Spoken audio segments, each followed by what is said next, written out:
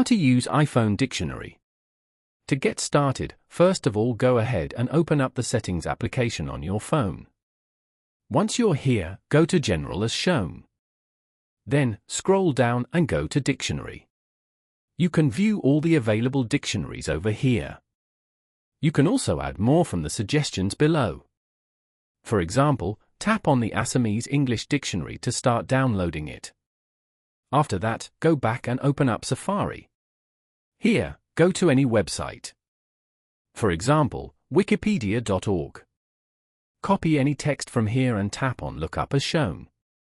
As you can see, you will now be able to view all the search results from the dictionary. Following these steps, you can easily use iPhone Dictionary. Thank you for watching.